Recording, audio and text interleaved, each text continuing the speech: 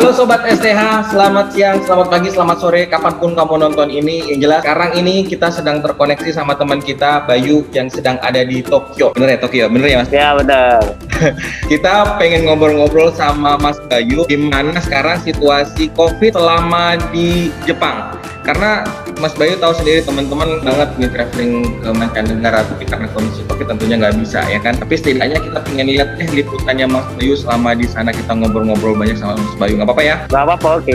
Oke, Sobat STH, kita simak aja obrolan sama Mas Bayu.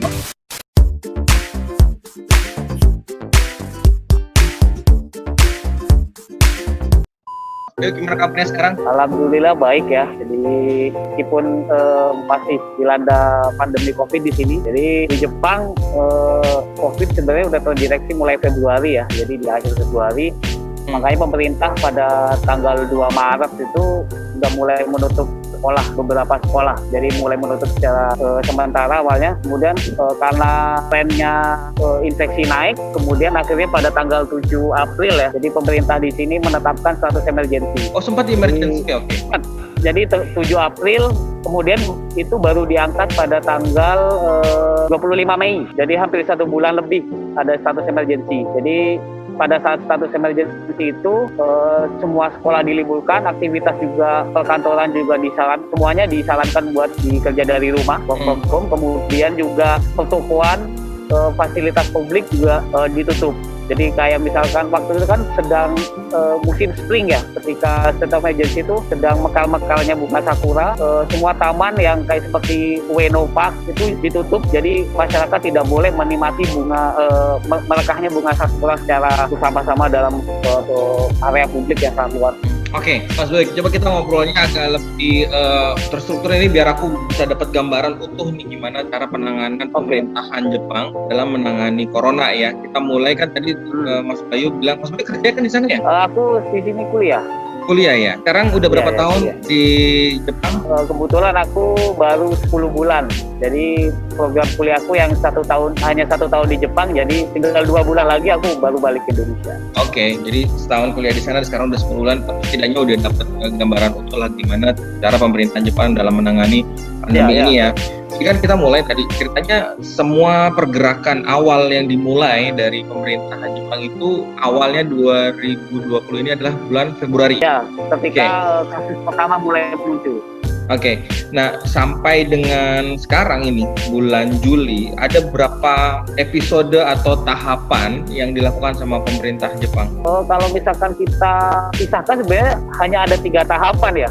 Oke. 3 tahap sebelum emergency status, jadi sudah terdeteksi tapi pemerintah masih belum menetapkan status emergency. Kemudian tahap di mana yang kedua adalah tahap di mana pemerintah menetapkan status emergency, yaitu tanggal 7 April sampai 25 Mei. Oke. Nah, setelah 25 Mei status emergency-nya diangkat, itu ya bisa dibilang kayak normal lah ya. Itu sampai sekarang. Dan sampai sekarang masih belum ada tindakan pemerintah Jepang lainnya yang mengindikasikan akan menetapkan status emergency lagi. Belum ada tanda-tanda seperti itu. Oke. Di tahap pertama dulu, pemerintah Jepang melakukan apa, Mas? Jadi sebelum penetapannya tanggal 7 April, pemerintah Jepang udah mulai menghimbau ya. Jadi menghimbau seperti penggunaan masker, kemudian yang paling strict sih menutup sekolah ya di tanggal 2 Maret. Jadi 2 Maret tuh udah mulai menutup sekolah. Jadi sebelum April itu fasilitas umum ditutup. Sekolah apalagi? Hanya sekolah yang ditutup. Kalau misalkan mall masih buka. Sebelum state emergency masih buka. Hanya sekolah ditutup. Kantor dan fasilitas umum lainnya, tempat wisata masih buka pada saat itu? Masih. International border pada saat sebelum April masih dibuka? Masih dibuka. Masih. Jadi international border itu di akhir April baru ditutup. Oke. Jadi kesimpulannya ketika tahap pertama dilakukan, tidak ada hal ekstrim loh yang dilakukan oleh pemerintah Jepang tuh ya, berarti belum ada. Betul. Kemudian setelah muncul kasus emergency di bulan April baru hal ini diberlakukan ya? Ya, ketika ditetapkan 7 April pemerintah mulai bukan menghimbau, lebih mewajibkan untuk perkantoran, untuk pegawainya kerja dari rumah, kemudian juga pertokoan, mall, tempat wisata semuanya ditutup. Jadi masyarakat juga dihimbau ketika weekend juga, ketika Sabtu Minggu juga tidak keluar dari rumah mereka kecuali untuk hal-hal tertentu yang sifatnya darurat seperti kayak membeli makanan, seperti itulah. Kalau misalkan hanya di taman-taman itu mereka menghimbau untuk misalnya tidak melakukan aktivitas secara bersama-sama di taman. Oke, jadi ada pembatasan jumlah orang ya dari sejak April itu. Ada ketentuannya nggak Mas berapa jumlah orang diperbolehkan dalam melakukan kegiatan di tempat umum? Setahu saya tidak ada ya. Jadi pemerintah Jepang hanya menghimbau kalau di sini mereka jargonnya 3C. Jadi menghindari 3C yaitu closed space, jadi tempat yang tertutup, kemudian crowded place, tempat-tempat yang padat manusianya, kemudian juga menghindari conversation in short distance. Jadi berbicara dengan dalam jarak yang dekat. Jadi mereka menghimbau 3C itu. Tapi untuk jumlahnya sendiri sih setahu saya tidak ada larangan berapa di dalam. Jadi menghindari 3C itulah. Oke. Dan sekarang masuk ke tahap 3, artinya emergency itu sudah hilang ya? Nah, ketika emergency state itu diangkat pada tanggal 25 Mei, itu mulai perkantoran, mulai beberapa perkantoran pekerjanya mulai bisa masuk ke kantor, tapi memang tidak semuanya ya. Ada beberapa rekan saya yang juga bekerja di sini, mereka tetap dianjurkan untuk bekerja dari rumah oleh kantornya. Kemudian juga mal-mal juga mulai buka, tapi dengan penerapan protokol kesehatan seperti pengecekan temperatur, kemudian harus menggunakan disinfektan, cuci tangan, disinfektan, kemudian juga kayak seperti di lift itu diatur posisinya, kemudian di kereta juga dihimbau untuk menghindari duduk dengan terlalu dekat. Oke, ini menarik banget ya teman-teman. Karena kita juga perlu tahu Mas Bayu, yang disebut dengan emergency itu apa sih menurut pemerintah Jepang? Jadi mereka menyebut emergency bahwa COVID ini sudah menjadi pandemi yang perlu mendapat perhatian khusus. Sehingga kalau misalkan kita tetap hidup seperti biasa, normal, maka pandemi ini bisa menyebar dengan cepat di seluruh Jepang. Sehingga mereka menetapkan bahwa ini status emergency. Indikatornya apa Mas? Indikatornya adalah naiknya tingkat infeksi. Jadi new cases menambah. Puncak dari new cases ini adalah di tanggal 12 April. Jadi 5 hari setelah penetapan emergency state itu, puncaknya di 700 lebih dari 700 kasus baru. Oke.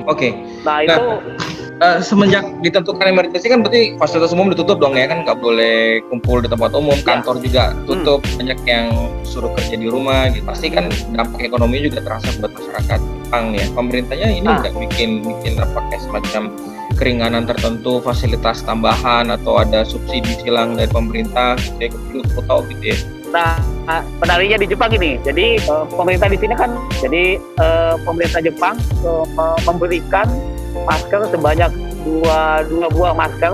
Ini masker kain ya yang bisa digunakan kembali setelah dicuci. Tadi terdiri dari 4 orang, maka keluarga tersebut mendapatkan 8 masker. Itu yang pertama masker.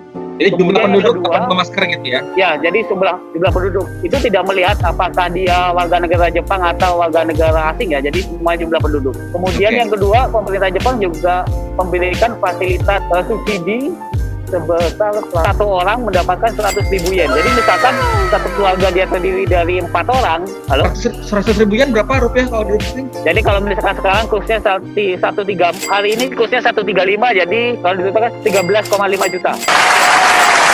Itu dikasih sekali atau gimana? Kali dong. Kali aja ya? Jadi misalkan di satu keluarga ada 4 orang, berarti ya dia dapat 400.000. 400.000 yen. Nah, jadi mekanismenya juga mudah sekali. Jadi pemerintah kayak menghindari tatap muka dalam pemberian subsidi ini. Jadi mereka kayak ngirim formulirnya ke rumah masing-masing, kemudian kita tinggal ngisi, kita tinggal masukin lagi ke kotak pos, nanti udah langsung masuk ke rekening kita. Oke, keren juga ya. Oke, terus itu untuk ini ya, untuk perorangan warga. Nah, kemudian ada lagi subsidi untuk perusahaan.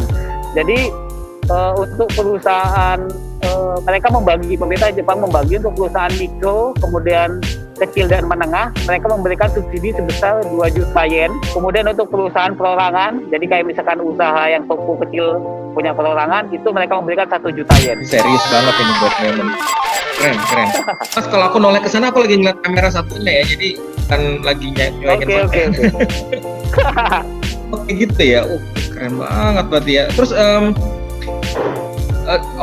individu dapat, kemudian usaha kecil menengah dapat, usaha yang besar juga dapat gitu ya. Terus kalau respon dari masyarakat Jepang sendiri terhadap apa yang diminta oleh pemerintahnya, itu mereka cenderung gimana? Menolak, patuh, atau seperti apa kenyataan yang sampai lihat di sana? Sebagian besar sih memang patuh ya. Meskipun ada beberapa orang yang tetap ketika di satu minggu taman juga masih beberapa area taman juga ramai, masih ada sih sebenarnya yang mengacukan himbauan dari pemerintah itu. Cuman sebagian besar sih saya lihat sih patuh. Keberhasilan menurunnya tingkat penyebaran itu menurut saya lebih ke arah karena disiplinnya masyarakat di sini sih. Karena sebelum pandemi itu masyarakat Jepang juga selalu menggunakan masker ketika mereka sakit. Jadi budaya mereka tidak ingin menularkan itu. Iya. Jadi walaupun tidak ada pandemi, penduduk Jepang juga selalu menggunakan masker. Memang budaya begitu ya. Iya. Terus gini Mas, kalau seandainya memang masyarakat sana tertib, apakah hanya karena kondisi itu aja yang menyebabkan bahwa keadaan atau angka penularan, atau ada upaya lain selain itu? Sebenarnya pemerintah melakukan beberapa upaya ya, kayak misalkan ketika penetapan state of emergency itu mereka juga menutup border antar prefecture. Jadi itu kapan Mas? April itu? April tadi ya? April itu. April. Jadi kalau nggak salah itu pertengahan April itu border itu ditutup sampai awal Mei. Jadi tidak ada pelintasan. Kemudian juga selain menutup beberapa public area, pemerintah juga akhir-akhir ini sebenarnya itu di bulan Juni mereka juga menggunakan kayak menciptakan satu aplikasi. Aplikasi ini mendeteksi jadi misalkan pengguna satu dengan pengguna lain, misalkan dia berada jarak dalam lingkup 1 meter dalam waktu 15 menit atau lebih, akan terdeteksi di aplikasi itu. Ketika misalkan si pengguna satu ini pada suatu saat dia ternyata positif, maka akan secara langsung si pengguna 2 ini akan mendapatkan notifikasi. Tapi aplikasi ini pun masih istilahnya hanya dihimbau untuk diinstal, jadi belum merupakan suatu kewajiban gitu dari pemerintahnya sendiri. Sama sih di Indonesia juga ada aplikasi seperti itu, dan memang tidak semua warga ya Indonesia juga mau mendownload aplikasi itu dan mempraktekannya gitu kan. Mas, kalau kehidupan ini deh masyarakat Indonesia yang ada di sana, menurut pengamatan sampean gimana? Kan ketika pandemi ini melanda, kebetulan waktu itu udah mau ini ya Ramadan ya, awal-awal bulan puasa. Ya ketika bulan-bulan puasa, wah itu biasanya kan kita juga kalau misalkan melakukan sholat Jumat juga biasanya kan di masjid tuh. Contohnya di Masjid Chami misalkan, masjid yang paling terkenal di Tokyo. Nah, karena ada pandemi COVID ini, pemerintah kan melarang untuk menyelenggarakan aktivitas yang dilakukan bersama-sama dalam jumlah massa yang banyak. Akhirnya semua masjid di Tokyo menutup tidak mengadakan kegiatan. Jadi misalkan sholat Jumat, bahkan sholat 5 waktu pun mereka tidak mengadakan secara bersama-sama. Kalau saya pribadi, kebetulan saya tinggal di apartemen yang hampir 15 di situ tinggal 15 lebih lah orang Indonesia. Untuk mensiasati ini, akhirnya kami juga melakukan kayak sholat Jumat bareng, kemudian juga sholat tarawih bareng di apartemen kami. Iya, karena close community ya, jadi orangnya terbatas dan itu saja gitu ya. Jadi tapi tidak di tempat umum gitu kan ya. Nah terus kalau sekarang masjid sudah buka dong harusnya? Nah sekarang masjidnya udah dibuka. Masjid Chami itu waktu setelah awal-awal buka, dia itu melaksanakan protokol kesehatan. Jadi membatasi jumlah orang yang beribadah di sana tuh kalau tidak salah 100 orang. Misalkan sholat Jumat, jadi hanya 100 orang, itu pun harus mendaftar registrasi.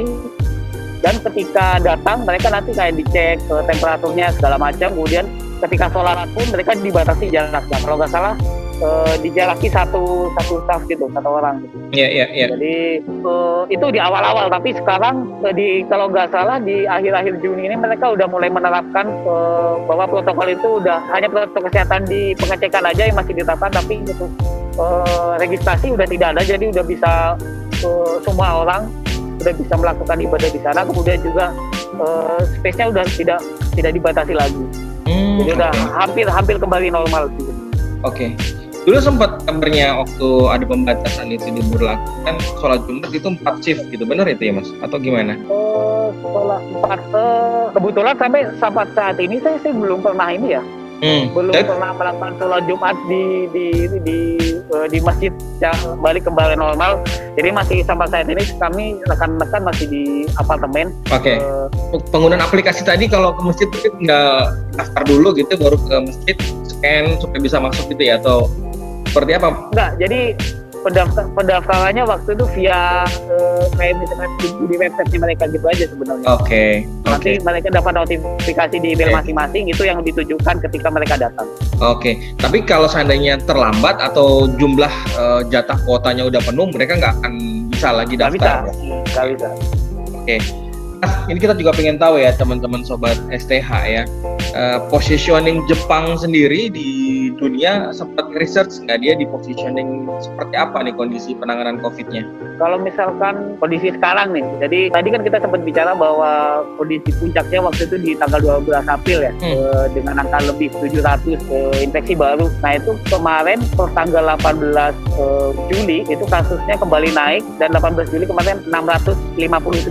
Jadi sepertinya ini akan terjadi seperti second wave, jadi gelombang kedua kasus corona ini. Jadi kemarin juga sempat ramai di berita bahwa pemerintah sedang setelah lagi tapi menghimbau masyarakat untuk kembali berperilaku seperti pada saat emergency, tapi tetap tidak memperlakukan emergency. Kalau dibandingkan sama negara-negara lain, positioning urutan dari Jepang sekarang untuk jumlah kasus perharinya, sempat research nggak Mas? Belum pernah cek sih. Kalau membandingkan dengan negara lain sih belum, cuman melihat dalam kondisi di area Jepangnya aja. Hari ini Indonesia jumlah kasus barunya 1.600, jadi memang lumayan tinggi ya, jauh dibandingkan di Jepang. Kalau Indonesia kan dia stabil naiknya. Kalau Jepang kan udah sempat turun. Iya benar.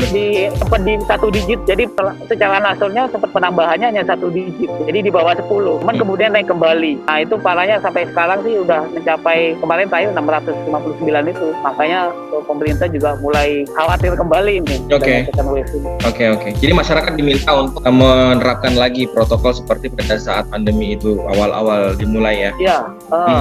Teman-teman STH kita juga pengen tahu ya kan udah pada kangen sama Jepang nih, beberapa orang juga pengen liburan lagi ke Jepang. Tempat wisata Jepang gimana sekarang? Dibuka. Jadi tempat wisata sekarang sudah dibuka, tapi ya tentu saja sepi karena kan pengunjungnya rata-rata juga penduduk Jepang sendiri gitu. Karena kan kita masih belum membuka border internasional. Pada pertengahan Juni kemarin, pemerintah Jepang sempat berdiskusi dengan 4 negara, jadi Australia, New Zealand, Vietnam, sama Thailand. 4 negara ini rencananya di pilot project untuk membuka kembali. Jadi pembatasan penerbangan antar bilateral ya, jadi antara Jepang dengan keempat negara. Tapi itu pun cuma wacananya hanya dibuka untuk bisnis travel. Jadi hanya yang untuk bisnis saja, dan itu pun ada kuotanya. Jadi tidak benar-benar dibuka, jadi ada kuotanya. Nah dari keempat negara itu yang baru ada kesepakatan adalah Vietnam. Saat ini sudah warga negara Jepang atau warga negara Vietnam sudah mulai bisa melakukan penerbangan, tapi dengan syarat mereka hanya untuk bisnis travel, bukan untuk turis. Wah ini menarik ini, kita baru dapat informasi bahwa ada negara-negara lain yang diajak kerjasama sama pemerintah Jepang untuk hubungan ini ya, bahwa boleh tapi dengan kondisi seperti yang sampai bilang tadi. Keren banget. Itu kapan mulai berlaku? Kalau yang Vietnam ini mereka kalau nggak salah di awal Juli ini udah mulai bisa jadi terbang. Jadi kemarin juga udah ada berita bahwa beberapa warga negara Jepang udah terbang ke Vietnam untuk melakukan bisnis travel. Kita untuk liburan ya? Kita itu pun juga syaratnya juga macam-macam kan, kayak kita harus tes swab, punya sertifikat bebas corona kayak seperti itulah. Ya standar lah ya. Nah untuk pemerintah sendiri, Kementerian Luar Negerinya juga mengungkapkan bahwa dalam melihat pembatasan penerbangan ini, mereka juga melihat kondisi di Jepang dan melihat kondisi di negara tujuan atau negara yang akan penduduknya ke Jepang. Jadi kalau misalnya melihat kondisi saat ini Jepang kan lagi naik lagi nih. Jadi itu bisa juga mempertimbangkan ulang ya. Iya. Padahal Vietnam kan dilaporkan bagus ya penanganan corona di Vietnamnya ya. Jadi ya itu. Berarti confirm Mas, jadi kita kalau teman-teman STH, sobat-sobat STH mau liburan, otomatis nggak akan mungkin bisa ya, pengurusan visa pun tidak diizinkan, apapun kondisinya. Ya kalau misalkan kita tetap hidup seperti biasa, normal, maka pandemi ini bisa menyebar dengan cepat di seluruh Jepang. Terima kasih sudah nonton video ini, dan jangan lupa untuk follow kami di Instagram @secrettickethunter. Kamu juga bisa follow di @sthOpenTrip. Sampai ketemu lagi!